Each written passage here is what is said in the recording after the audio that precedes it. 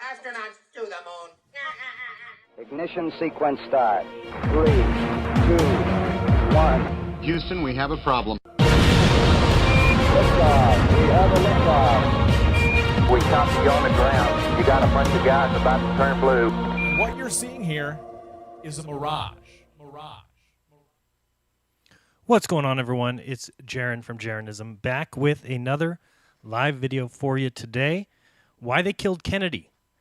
We will be discussing that shortly. First, a big shout out to those who are home now who attended the Flat Earth International Conference 2018. Thank you so much. It was in Denver, Colorado. Appreciate you all joining us. It was an absolute awesome time. If you're looking for like an in-depth discussion or I don't know, some sort of analytics of the event, you can join David Weiss and myself and every Monday night. That is on Monday Night Raw, Jeranism Monday Night Raw. The first hour will be played live right here on YouTube.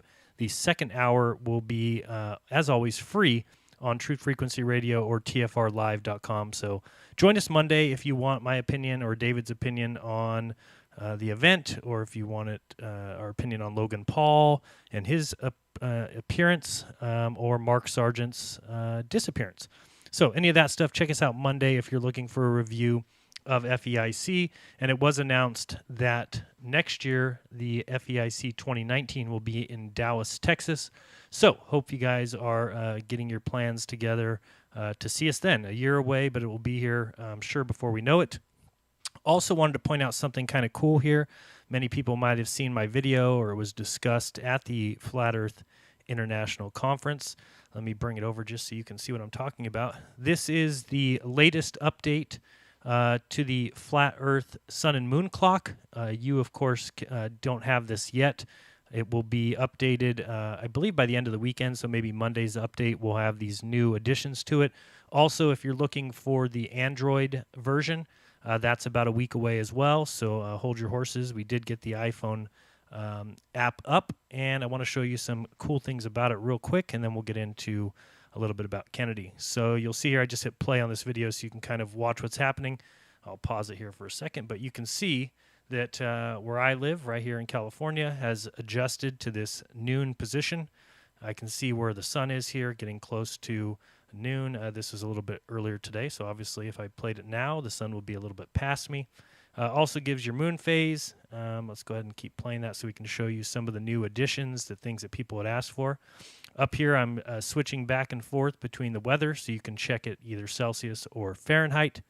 You'll see that I have mine set at Fahrenheit, and today's high is 55 with a low of 52. So that's cool. You can just open up the app now and see that. Also, you can click that little countdown timer over there. So I'll put in a Fiesta, and then you can put in whenever you want.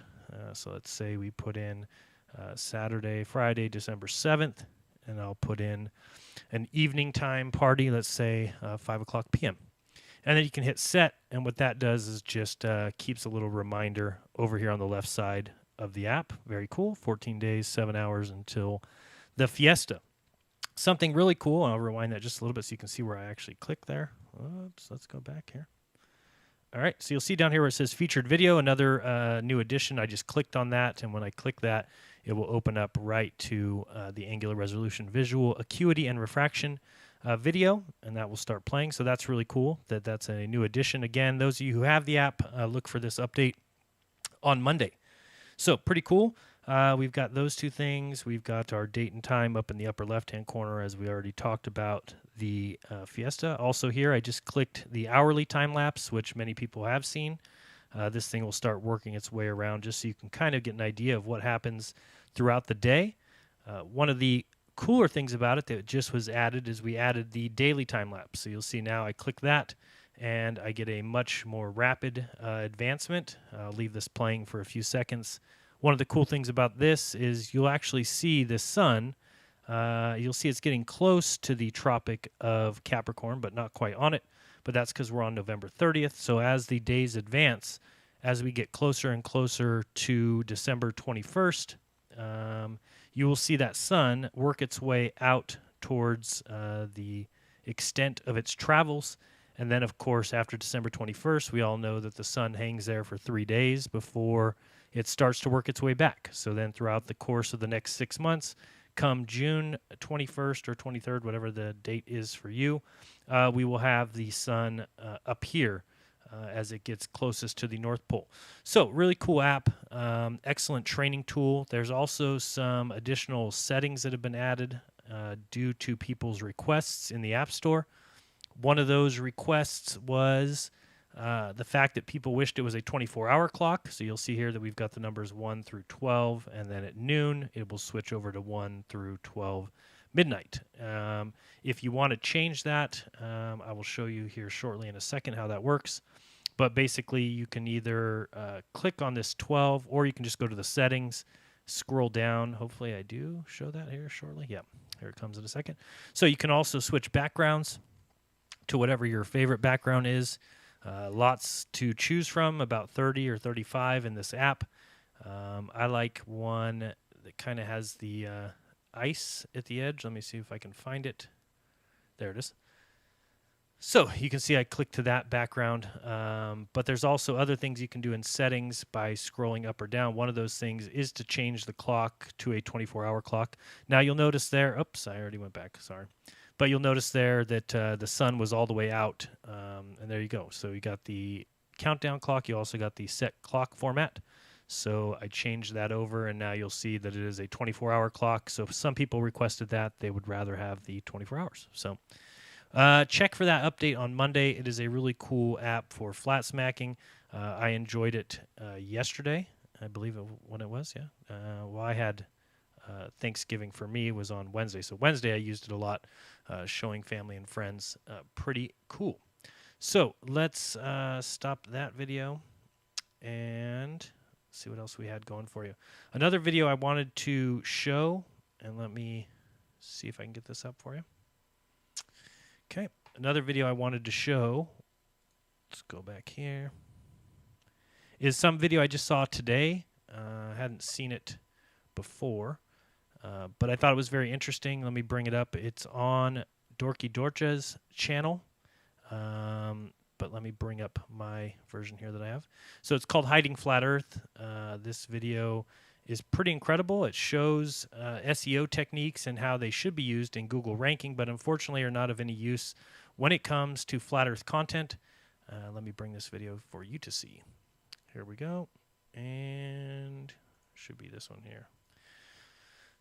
Yeah, so you can check out the video. It's on the Globebusters channel. It's been mirrored there, but it's originally, as I said, from Dorgy Dorka. And that is, the link to that video will be in the description, so just give me time when the video is over. You can check that out. But he goes through a pretty extensive video, about 11 minutes, showing you how the tags work, which most of us who upload videos are aware of. He also shows this little app here that allows you to pick keywords out. Sorry, turn that off. It allows you to pick keywords out So one of the things he places in here can be anything. So here he put North, and you'll see that he put aliens. And as you scroll down, you'll see here that there's going to be related keywords people also search for. So there's lots of different keywords, tags that you might use if that's your video, and shows that we can do that with other things. Here he puts Earth. And when you put Earth, you get other keywords, related keywords people also search for. Makes sense, right? And you can put anything in there, right? I mean, any word you could possibly search, you're going to get these related keywords, I'm assuming. Let's fast forward a little bit. He kind of talks about it a little bit, puts North in there. But when you put flat Earth, something interesting happens. There is no related keywords. There is no people also search for. It's just another method of Google and YouTube to basically, keep the flat Earth down as much as possible. A lot of people think that's crazy when we talk about things that they're doing to reduce it. There you go. He put Diamond Earth, and you'll see that even that gets keywords and people also search for. He can change that to, let's see what he puts in here. He puts in hexagon Earth, right? Because some people might believe that the Earth's a hexagon. When you search that, you'll get related keywords. Isn't that nice? But if you try, as he did earlier, to simply put flat Earth, well, look what happens.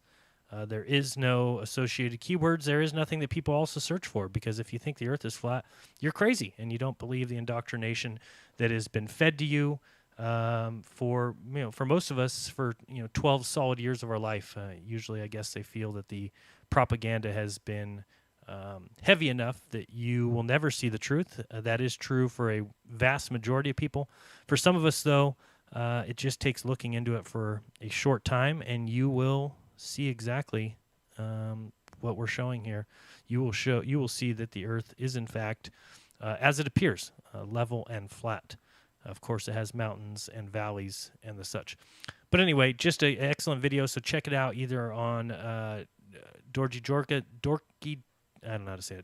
Daka's channel or on Globebusters. And I will, of course, include a link in the description of this video. So thank you very much for that excellent video, Dorji. So now let's get into a little bit of what I plan to discuss in this video. So the question is why they killed Kennedy. Now, before you get upset, before you go crazy, there is quite a few people in the conspiracy world that believe that Kennedy was not killed, that he became Jimmy Carter is a theory I've heard, or that he went underground and ran the underground presidency from behind closed doors.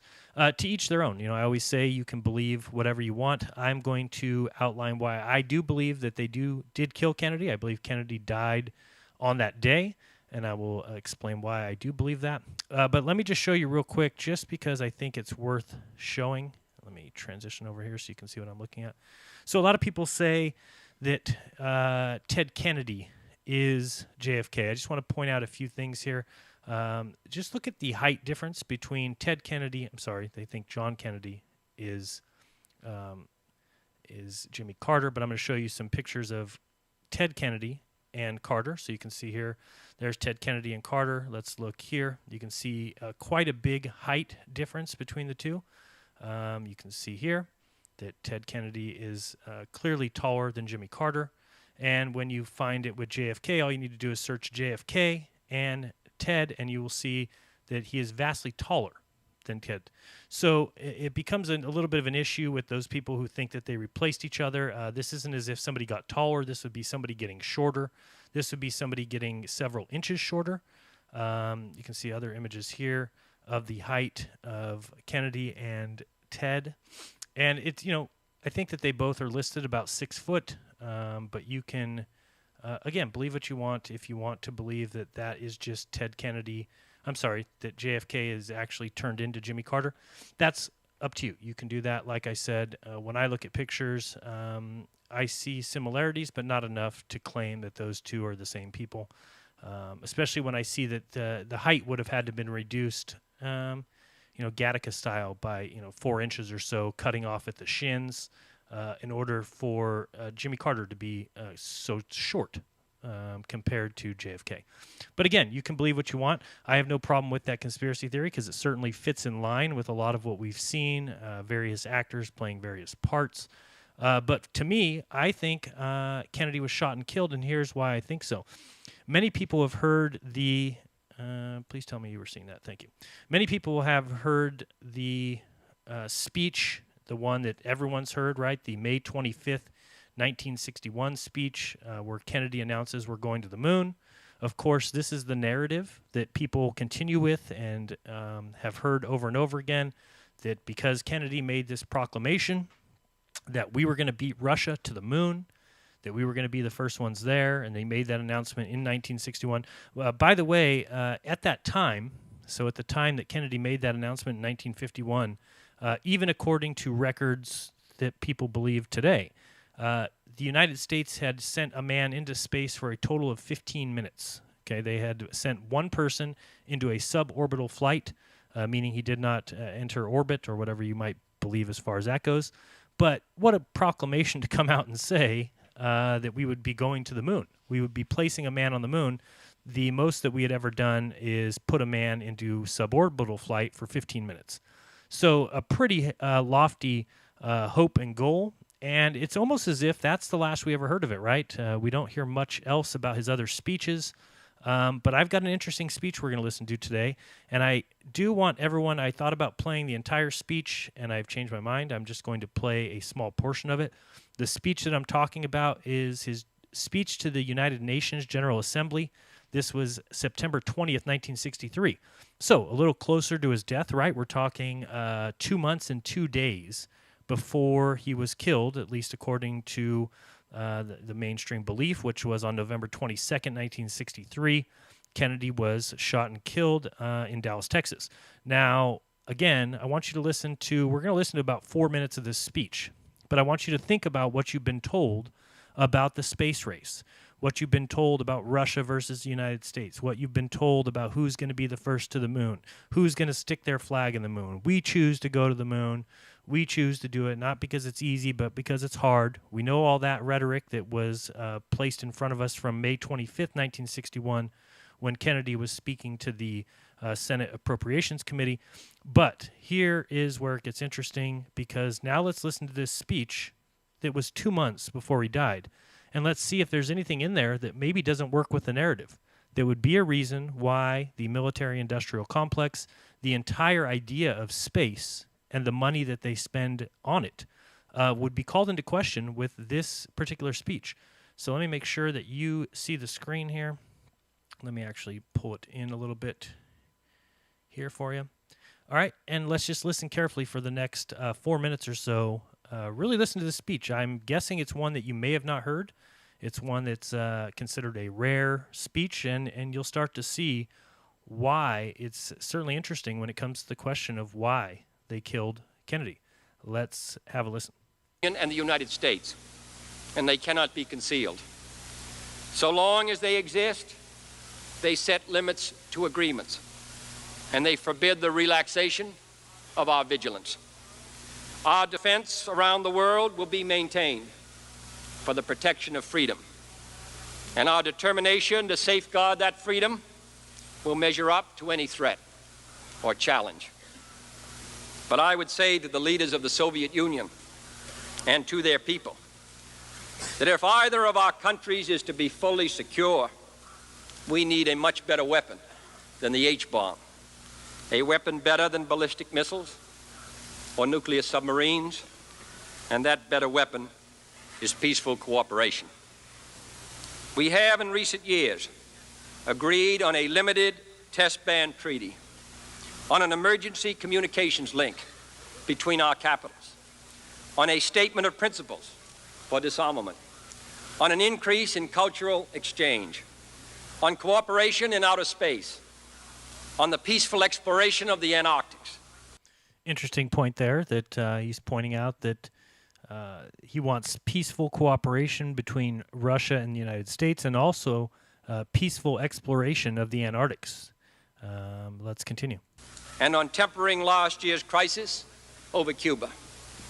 I believe, therefore, that the Soviet Union and the United States together with their allies, can achieve further agreements, agreements which spring from our mutual interest in avoiding mutual destruction. There can be no doubt about the agenda of further steps.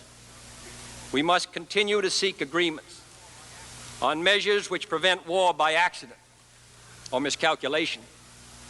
We must continue to seek agreement on safeguards against surprise attack, including observation posts at key points. We must continue to seek agreement on further measures to curb the nuclear arms race by controlling the transfer of nuclear weapons, converting fissionable materials to peaceful purposes, and banning underground testing with adequate inspection and enforcement. We must continue to seek agreement on a freer flow of information and people from east to west and west to east.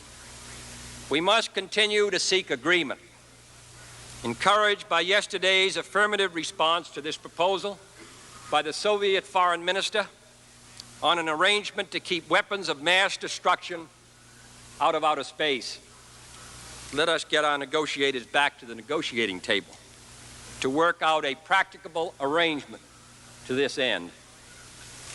In these and other ways, let us move up the steep and difficult path towards comprehensive disarmament, securing mutual confidence through mutual verification, and building the institutions of peace as we dismantle the engines of war. We must.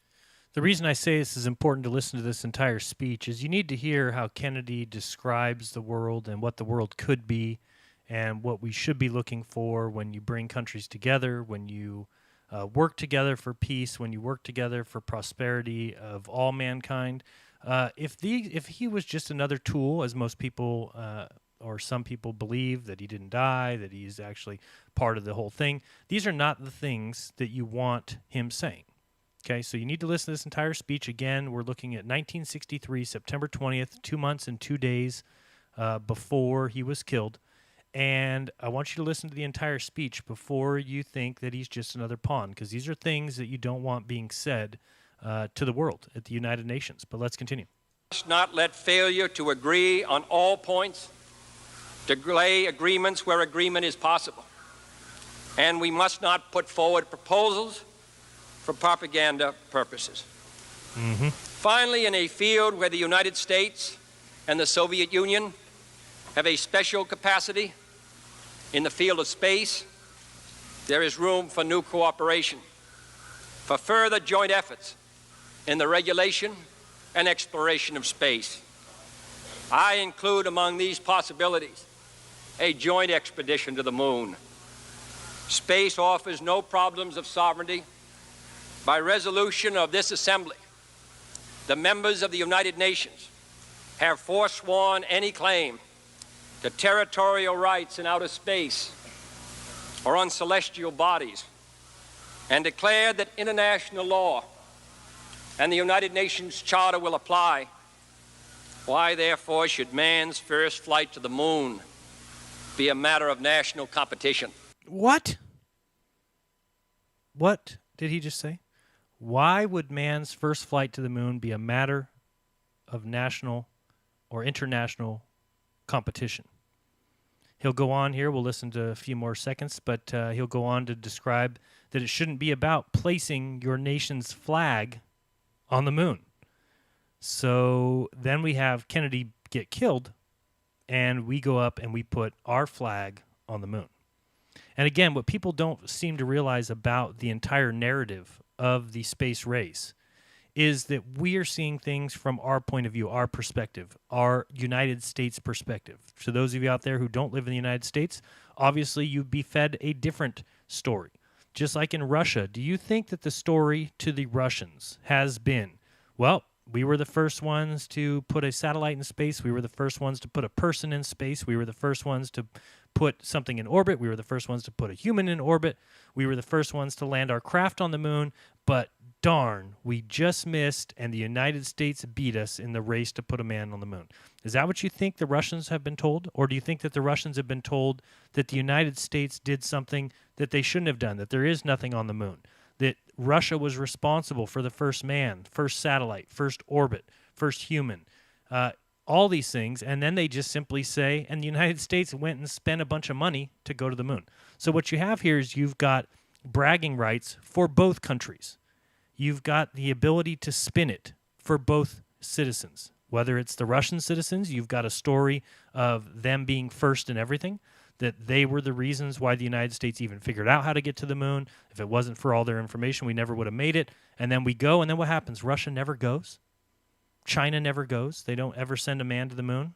No, the story is better as it is. The story being that Russia did all these firsts, but the United States just barely beat them to the moon, and then they just stopped trying to go. Well, that's not the story that's being told in Russia. The story that's being told in Russia is, of course, that the United States spent, in today's money, I believe, let me get my little note here in case I miss this number. I want to say it's 4.3 something, no, I'm sorry, $1.8 trillion in today's money is how much NASA spent on going to the moon. So the story is easy from a Russian perspective. The story is, well, the United States went and spent a bunch of money that they didn't need to go somewhere that they didn't need to go because we already knew what it was about. So that's an easy story from the Russian perspective, and from the United States perspective, it's an easy story to tell of United States supremacy, that we were so far behind, and it came when Kennedy in 1961 announced we were going to go to the moon, and we put all of our efforts and all of our money into work, and look what happened. We beat Russia. So it's a great story, but that's all it is. It's a story, and all you need to look at is this entire speech, again, September 20th, 1963. Please look it up. Please listen to the entire thing. Tell me if that's stuff that they want being said, if that's part of the agenda, especially when they say, oh, by the way, I know I announced 2 years ago that we'd be going to the moon, and we're going to do it because it's not because it's easy, because it's hard, and we're going to be the United States, and we're going to beat Russia. And then just a short 2 years later, less than 2 years later, he's changing his mind. Kennedy is completely changing his mind now and saying, oh, and we're going to make it a joint operation. We're going to make it a joint operation. We're going to pool our resources together, and we're going to go to the moon together, because it's not about putting your flag in the moon. It's about doing it for humanity. Well, guess what happened to Kennedy? Boom. Sorry, that doesn't work for the industrial military complex. That doesn't work for faking the world with this whole idea of space forever and ever, until people are smart enough to wake up and see what's going on right in front of them. The fact that nobody's ever gone anywhere, no one's going back to the moon. Sure, NASA can announce, oh, and now we're going to build a thing on the moon. Yeah, 50 years later, makes a lot of sense. Again, space travel is the only technology in the history of the world to ever go so far backwards. When things get cheaper, things get easier. The math gets easier, right? They figure all these things out. Should be simple. They sent 6 men there like it was nothing in a homeless tweaker shelter, right? So this should be something that we've done many times over. But again, it's all about the narrative. Let's continue with more of this speech. Why should the United States and the Soviet Union, in preparing for such expeditions, become involved in immense duplications of research, construction, and expenditure? Surely we should explore whether the scientists and astronauts of our two countries, indeed of all the world, cannot work together in the conquest of space, sending someday in this decade to the moon, not the representatives of a single nation, but the representatives of all of our countries. Whoa, time out. What happened come 1969? Well, exactly the opposite of what he just said, right? It was about the United States sending its representatives with its flag to the moon. So what Kennedy is saying here in front of the United Nations has been completely scrubbed from anybody's memory. We have a different story now. We've got the 1961 May announcement that man will go to the moon, and that we will do it because of the cold race, and we will do it because we're better than Russia, and we will pool all these things. I mean, it is such a narrative, and it's such crap once you hear this speech. Let's continue on a little bit more. All these and other new steps towards peaceful cooperation may be possible. Most of them were... So it's not a very good Cold War when you're talking about peace, when you're talking about doing things together. We're doing things as a world now. We're not doing things in countries. But this is not at all good for the industrial military complex, right? If you've got Russia building rockets, building V-2s, building everything that they're building, interballistic missiles, And you've got the United States on the other side also building all these things and trying to make these things work. Well, who gets rich? The military-industrial complex. If you pool things together, you say, no, let's come together. Let's not waste our money in doing this and doing that. Let's bring our smarts, our intelligence, our scientists. Let's bring it all together, and then we save money, and it's still so he's saying things that just don't work with the narrative, but if you want to believe that he's part of that, that's fine. To me, more than on one occasion, Kennedy has said things that would not be part of that narrative. What makes more sense is that Kennedy came along, whether he was informed that they wouldn't be able to go to the moon or whether they were informed that good luck finding out how. Let me show you a particular little sound clip here. Let me see if I can pull it up. I just want you to listen to this sound clip. And let me see where it's at. Let's see here. Let's go to 636 on this. I want you to just listen to this sound clip starting here. Listen carefully. NASA Chief Historian Roger Lanius. On May 25th, 1961, the United States had spent exactly 15 minutes in space with a human being.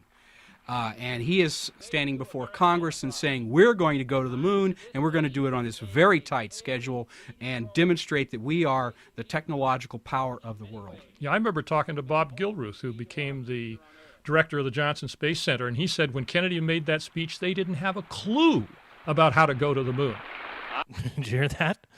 So they didn't have a clue on how to go to the moon when Kennedy made the speech in 61. Okay? So by 63, he knew that. Or he knew that we wouldn't be going with the technology that we had. And so he was reaching out to Russia to say, hey, let's bring things together. Let's bring our resources together. You're obviously much faster. You've done all these crazy things. And again, I'm not somebody who believes that Kennedy knew that the earth was flat. I think that he is somebody that didn't. I don't think that the President of the United States is on a need-to-know basis when it comes to the theft of the minds of the world. You don't want the president to know that because the president could mouth off and say something or find that out and not be very appreciative of that. And so it's better if they don't know. And it's better if they think they can go to space. And it's better if they think the space station is going around the Earth 19 times a day. And they think it's better if they think we went to the moon. And that's why in the book My Life by Bill Clinton, where he makes the comment about the plumber who told him, those TV fellers can do lots of things, and I think it was all made up. And Clinton says after years in the White House, after 8 years in the White House and seeing the things that they did on TV, I started to think that man was ahead of his time. Again, this is not something I believe that Clinton knew. This is something that would be hid from people like that. This is something that would be very easy to hide when you've got one organization that's responsible for returning the information from space. I mean, people fail to realize, you have to remember that when the Apollo missions were played, they were sent back, the data. I think from the Nevada desert, some people might believe from 248,000 miles away. Good for them. But let's say that information is sent back via TV signal to the Redstone place in Australia. I can't remember the name of it off the top of my head. But here's the interesting thing. Did you know that the television feed came in to a video screen, and then the footage that we have today is a video camera filming the screen of a TV? Okay? Does that sound like that's the best way to get all this information out to the entire country? You've got satellites at this point in time. You've got satellite TV that you should be able to beam these signals off of. No. They don't do it that way. They have one line that comes into one building. It's played on one TV screen, and then you've got somebody with a video camera filming that TV screen. Okay? And that's what people were shown as part of the moon landings. This is what they showed was live. This live footage that has only one entry point, meaning that you can change it to whatever you want. You could play reruns of Laverne and Shirley if you want. And that's what people will see as live from the moon. This is the truth. Let's continue on to a little bit more of this dialogue here. I want you to hear this point. Listen here to the reaction it gets, or more precisely, to the reaction it doesn't get. So this person's pointing out, and again, the audio that I'm playing is actually pro-NASA. It's pro-mission to the moon. But they're just spinning a different narrative on it because they're looking at the facts. Okay, they're not just taking the media's regurgitation of whatever they're supposed to spiel to you. This is somebody actually looking into it and saying, well, wait, let's look at some things. For instance, the lack of response here when he announces we're going to the moon. People were like, what are you talking about? That's impossible.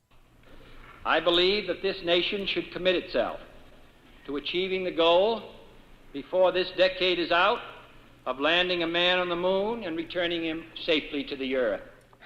There's a famous story that when he got in the limousine to go back to the White House, he turned to one of his aides and said, wow, he says, I didn't get any applause on that. He didn't think the Congress was going to go ahead and approve the project. No single space project in this period will be more impressive to mankind, and none will be so difficult or expensive to accomplish.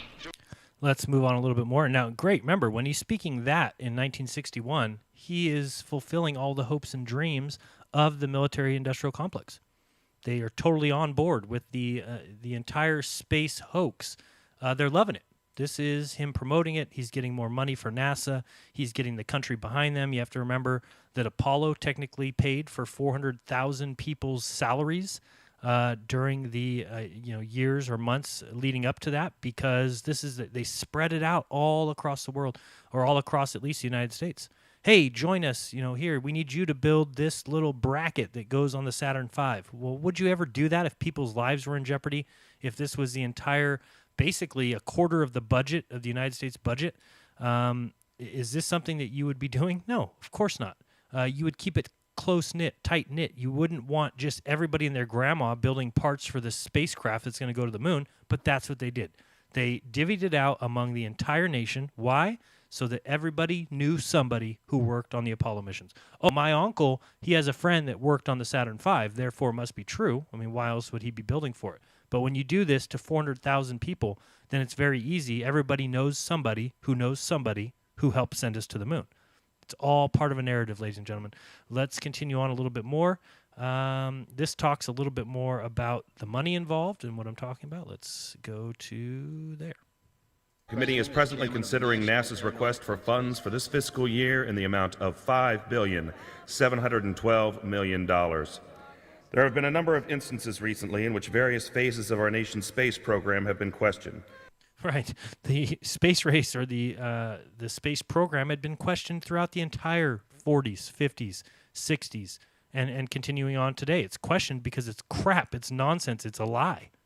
And I can keep saying that till I'm blue in the face, and it's not going to change your mind, and you can keep believing without any evidence that you live on a ball and that people go to the moon and that we are this great nation of inventors that have invented rockets that go to the moon. No, we've invented rockets that go up in the sky and then arc out to the ocean. And they've realized how far they can go until people can't see them from the shore, and then that's all they need to do. Get them that far, and you believe it.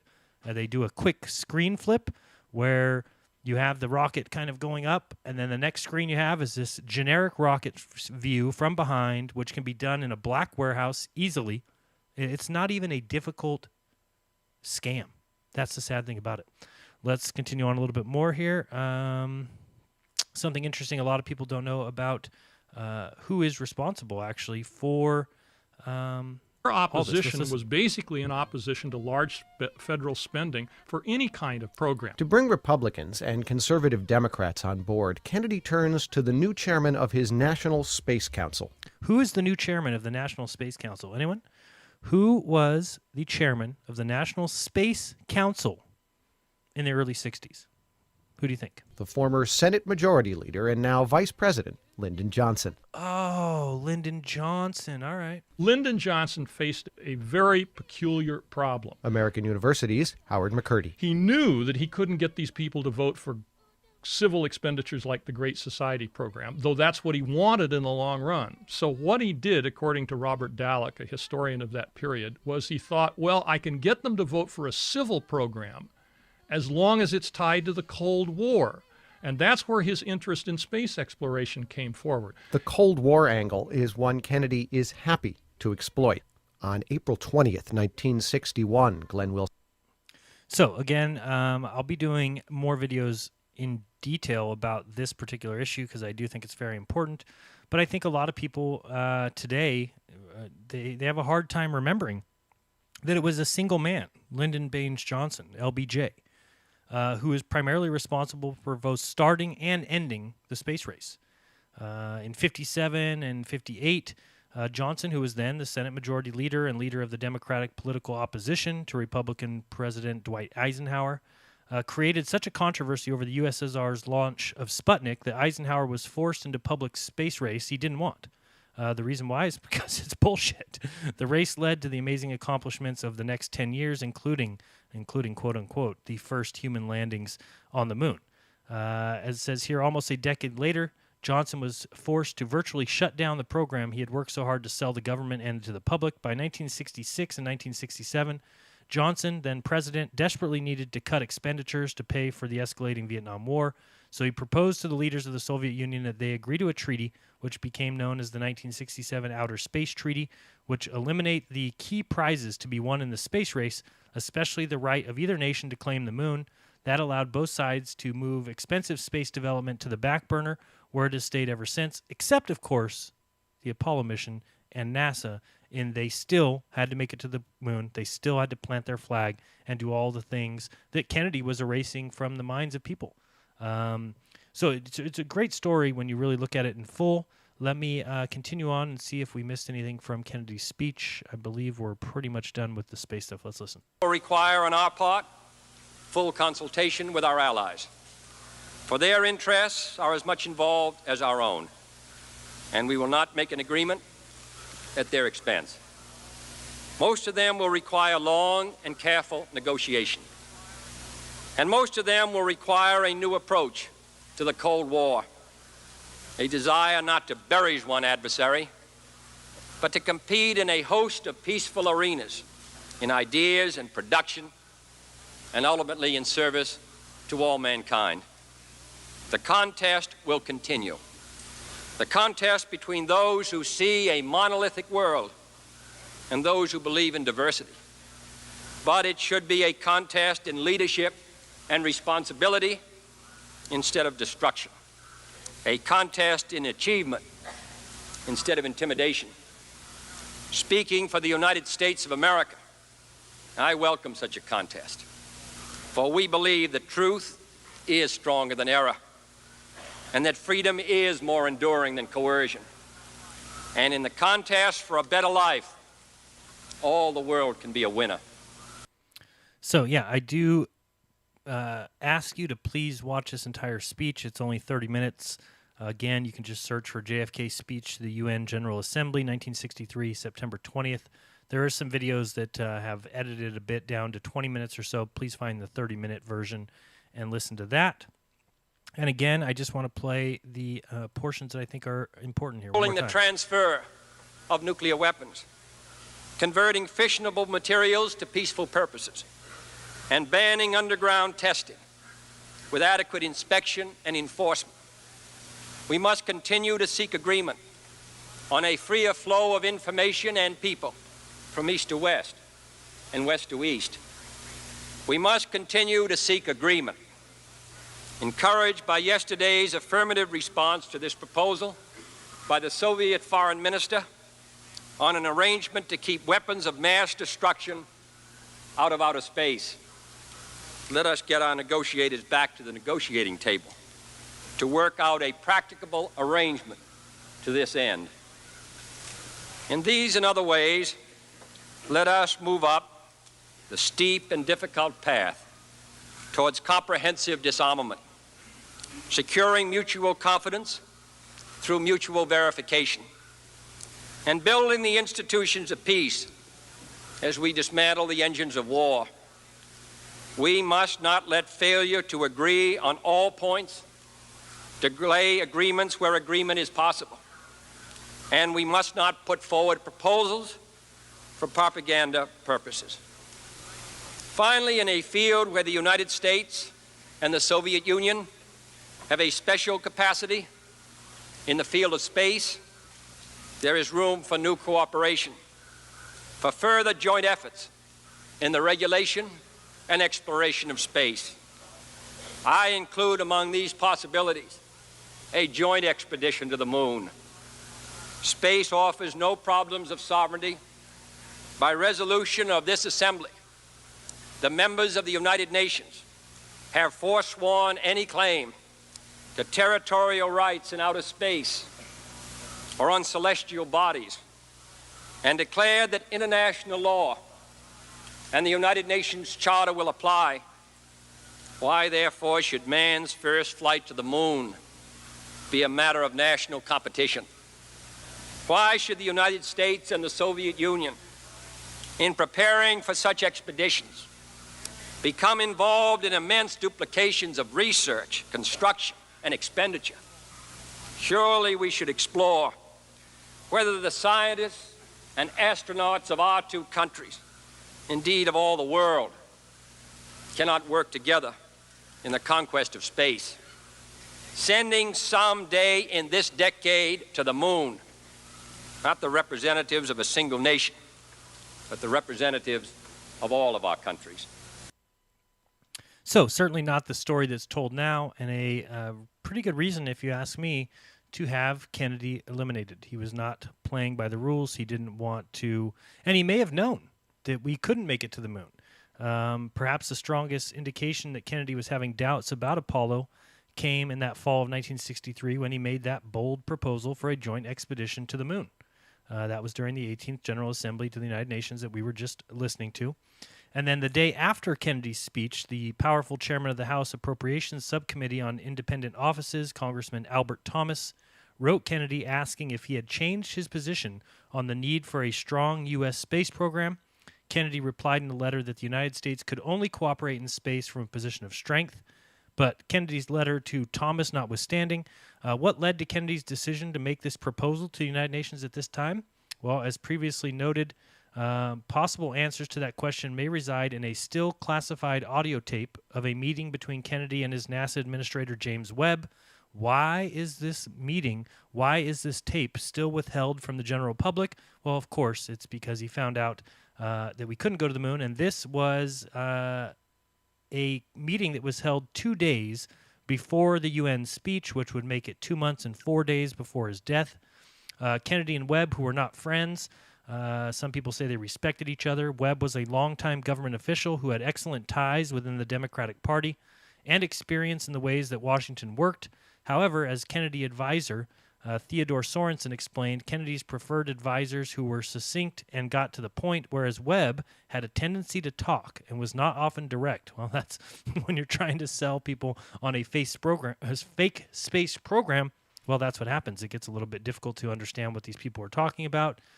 We also know little about this recorded conversation between Webb and Kennedy, or even how long it was. Again, that's something else that's held back from us people. But it's entirely possible that their discussion either included an explanation of why Kennedy was preparing to make such a bold proposal concerning cooperation with the Soviet Union, which completely destroys the whole Cold War, the whole space race story that they were going to plan on telling. There is one bit of data to add to the few others. Shortly before his death, Kennedy asked his Bureau of the Budget to prepare a report on the NASA budget for him. That report was never completed in final form, and only a draft that was produced after Kennedy's assassination exists, so how real is that, of course. However, that draft evaluated the question of, quote-unquote, from the document, backing off from the manned lunar landing goal. Okay? That was included in the document. Presumably, this was what Kennedy had asked them to consider. What would happen if we backed away from that landing goal? Excuse me, sir? You're going to get a bullet to the head. We are fake in space, whether you like it or not. And, of course, the report's conclusion was that in the absence of clear changes in the present technical or international situations, the only basis for backing off the manned lunar landing objective at this time would be an overriding fiscal decision. So that's the way it was answered. And when he questioned, hey, can we back off this manned lunar landing? They said, well, the only reason to do that would be if you can't get us enough money. If you can get us enough money, Stanley Kubrick will produce the moon landing for you. So, I mean, with so few data points to go by, it's difficult for us to determine if Kennedy's proposal represented any kind of an evolution in his thinking. Could Kennedy have been considering actually changing the lunar landing goal or even canceling Apollo entirely? That latter possibility was even mentioned in Oliver Stone's 1993 conspiracy thriller, JFK. I'm sure people have seen it. Watch it again, because a mysterious informant explained that Kennedy's plan to cancel Apollo was the reason why the military-industrial complex had him assassinated. Thank you for including that in the movie, Oliver Stone. I actually think that that is the reason It turns out, though, that there are other possibilities besides that assumption that Kennedy was slowly backing away from the decision he made in 1961. Some of them are very hard to believe, but may nevertheless be true. One of those things is in September 1963.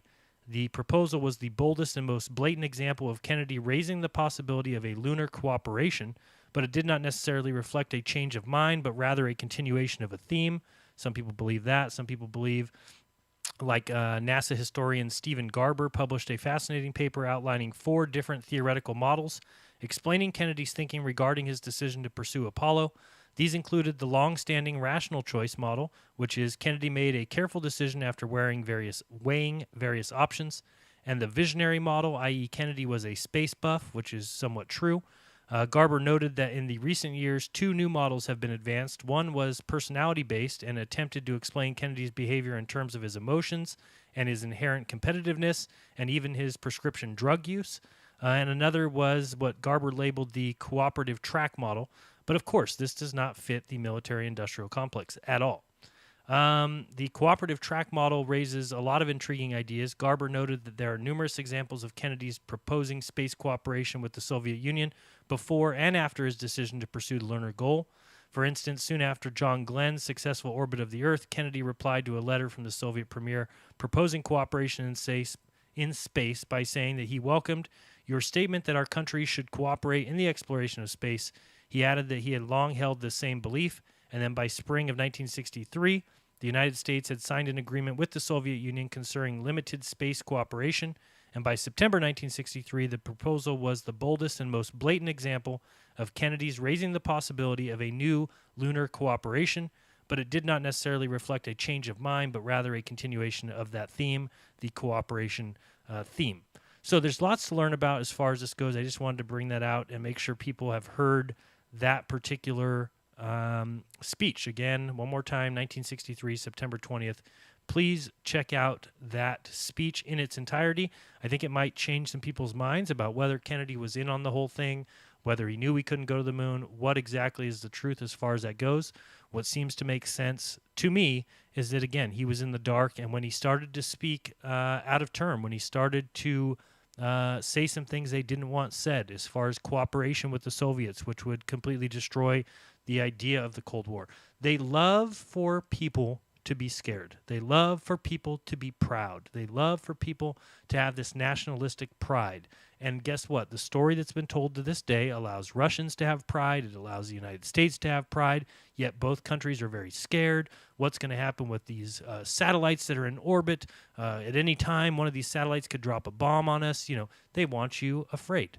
And that's exactly what the military-industrial complex is for. And that's exactly how they make money. And if they stopped producing jets and they stopped producing tanks, then they would begin to lose money. So what they need is they need the continuation of these wars, and that's why we've got country against country and people against people. When nobody is out there trying to hurt their neighbor, it's not really happening. But what happens is when they tell a story and they get you to recognize that America is the greatest and that we are in charge of making sure that these poor third world countries find democracy like we've found, so that we are free to vote for any of the 2 offices that they've put people up for. This is what happens. This is exactly what you should expect. So there's more I want to talk about that, but really, if you want to hear more about it, I will continue to make more videos because I think this is fascinating and there is a lot more on this particular thing. But I know many people think that Kennedy is Jimmy Carter. Again, you just need to go look at their heights and a couple other facts about them, and you will see that it's not as simple as that. Again, could that be true? Sure. I'm certainly never one that says that cannot be true. It's impossible that that's true. No, I'm very open to the idea. I've looked into it. That's where I've kind of showed some pictures earlier to show you why I don't think that that is the case. I think that Kennedy was killed. You know, do I think it was planned ahead of time? Do I think, yeah, of course. You know, that's why from the time he was shot until the time he was supposedly on this airplane flying back to Washington, D.C. was less than 2 hours. Which is just crazy to think about. Somebody gets shot, they're taken to a hospital, they are tried to be revived, they are then have a little bit of an autopsy. They take his brain out. They do all this stuff. They put him in a casket. They have him on a plane, and the plane is off the ground in 2 hours. So there's lots of reasons to doubt the official story and the official timeline. But as far as Kennedy being killed, again, I'm just basing it off of things that he said prior to his death, especially this speech and others that seem to tell me that he wasn't playing along. Again, you can believe what you want. So a real quick, again, thank you to everyone who came out for the Flat Earth International Conference. I appreciate that. And then if you want an in-depth review, please tune in to Jeranism Monday Night Raw. That will be right here on the Jeranism channel starting at 6 p.m. Pacific on Monday. Or if you want more Flat Earth, of course, always tune in to the Globebusters, or Globebusters is the channel name. Check us out. We go live every Sunday at noon Pacific. But there's a lot to talk about. Everybody was at the conference. We had Eru, we had John the Morgile, we had Bob and myself in attendance. We did another Globebusters Live, which was awesome. And there's just lots to talk about. So please tune in for that if you want. Again, a big thank you to all of my patrons. I thank you guys so much. If you're interested in joining the coolest group ever, all you need to do is head over to patreon.com/Jeranism, and you can join the group over there. I appreciate all of you so much. Thank you so much for all that you do. And if you want to help, but you don't want to donate any money, you can help by simply going to my link before you shop at Amazon. You pay the same price. Again, if you don't shop at Amazon, there's really no reason to tell you to. But if you do shop there, simply entering j.mp/JeranAMZ prior to going to Amazon to do your shopping gives me anywhere from 1% to 5% on the items that you buy, which is very helpful. And I do appreciate everyone who has done that. So please, j.mp/JeranAMZ. If you're going to shop at Amazon, that would be awesome. And I believe that that's all I wanted to talk about for now. So again, see you in a few days. And I will remind everybody to do your own research, because if you do, you'll never again believe what you've been taught. Till next time, this has been Jeranism. Peace!